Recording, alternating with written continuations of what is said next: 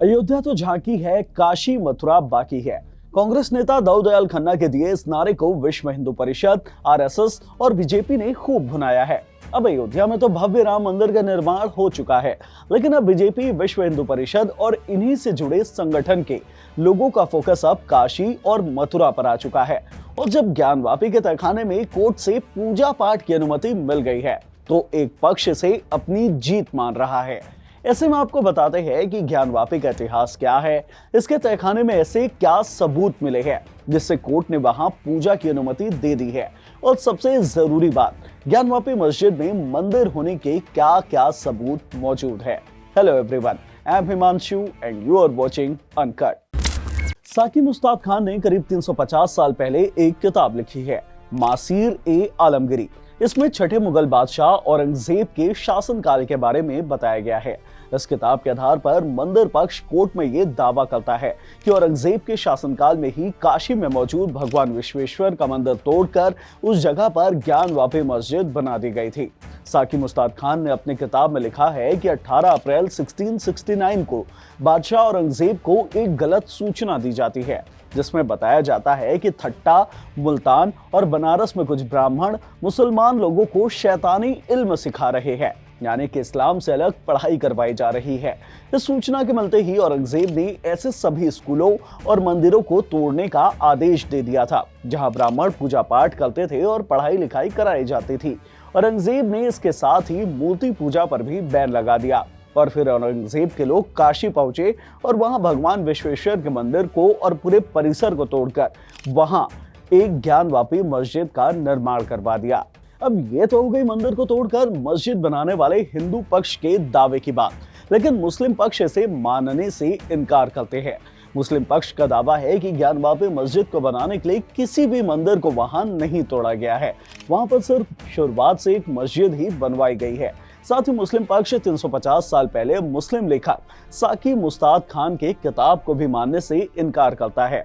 मुस्लिम पक्ष कहता है कि लेखक ने ऐसा क्यों लिखा ये पता नहीं, हो सकता है कि उसने किसी एक पक्ष की ओर झुकाव रखते हुए ऐसी कहानी लिखी हुई हो, यानी कि मंदिर को तोड़कर मस्जिद बनाने वाली बात लिखी हो। मस्जिद पक्ष का कहना है कि 300, 700 या 1500 साल पुराने इतिहास को देखने का कोई मतलब नहीं है। उनके लिए कट ऑफ डेट 15 अगस्त 1947 है, यानी कि देश की आजादी का दिन। मस्जिद पक्ष ज्ञानवापी में अपना दावा साबित करने के लिए खसरा खतौनी भी पेश करके कोर्ट के सामने रखता है और उन्हें नक्शों को अपना मुख्य सबूत बताता आया है। ये तो हो गई कोर्ट कचहरी की बात, लेकिन लोगों की क्या मान्यताएं हैं ये भी जानना बेहद जरूरी है, जिसमें पुराणों में लिखे इतिहास का भी जिक्र किया जाता है। वैसे तो ज्ञानवापी को लेकर अलग अलग अदालतों में 20 से ज्यादा मामले चल रहे हैं, लेकिन पहला केस दायर किया गया था साल 1991 में एडवोकेट विजय शंकर रस्तोगी के द्वारा। दूसरा केस दायर किया गया था जनवरी साल 2021 में मान बहादुर और अनुपम रस्तोगी के द्वारा। शंकर रस्तोगी ने अपनी याचिका में स्कंद पुराण, काशी खंड और कुछ अन्य पुराणों में बताए गए इतिहास का सबूत पेश किया है और ये दावा किया है कि बनारस की प्लॉट नंबर 9130 की लगभग 1 बीघा जमीन, प्लॉट नंबर 9131 की 9 बिस्वा जमीन और प्लॉट नंबर 9132 की 6 धुर जमीन पर भगवान आदि विश्वेश्वर का मंदिर है। ऐसे में कोर्ट ने इसकी जांच का आदेश दिया और पुरातत्व सर्वेक्षण विभाग की टीम को बोला गया कि इन दावों की जांच की जाए कि क्या सच में वहां पे मंदिर के अवशेष हैं और क्या ऐसे सबूत वहां मौजूद है जो ये प्रूव कर पाए कि सचमुच मंदिर को तोड़कर मस्जिद बनाई गई है। 14 मई साल 2022 को ज्ञानवापी मस्जिद का एएसआई ने सर्वे शुरू किया था। इसके 2 दिन बाद 16 मई को हिंदू पक्ष ने दावा किया कि जहां पर वाटर फाउंटेन की तरह एक आकृति है जिसे वुजू के लिए इस्तेमाल किया जाता है, वहां पर शिवलिंग मौजूद है। इसके बाद वुजू खाने को सील कर दिया गया। अब जब सर्वे पूरा हो चुका है तो एएसआई ने कोर्ट को 839 पेज का अपना रिपोर्ट सौंपा है। इसमें एएसआई ने बड़े बड़े दावे किए हैं। एएसआई का कहना है कि ज्ञानवापी परिसर से पहले मंदिर था और मंदिर को तोड़कर मस्जिद का निर्माण किया गया। एएसआई ने बताया कि सर्वे के दौरान उन्हें एक पत्थर भी मिला है जिस पर मस्जिद के निर्माण का समय 1676 से 77 के बीच हुआ बताया गया है। इसके अलावा साल 1792 से 1793 में मस्जिद के आंगन की मरम्मत की भी बात कही गई है।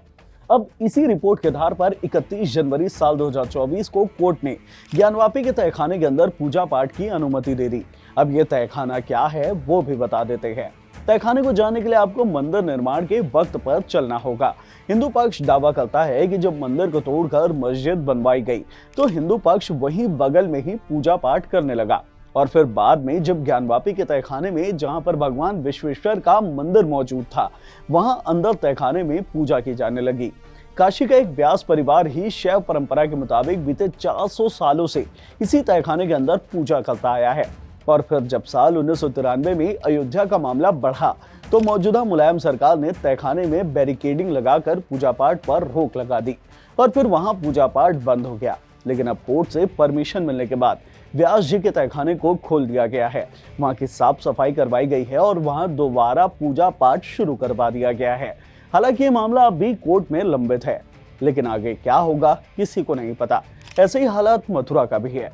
मथुरा में मोदी सरकार काशी और उज्जैन की तरह एक कॉरिडोर बनवा रही है, लेकिन मथुरा का मामला भी अभी कोर्ट में लंबित है और ये नारा अब भी जागृत है कि अयोध्या तो झांकी है, काशी मथुरा बाकी है।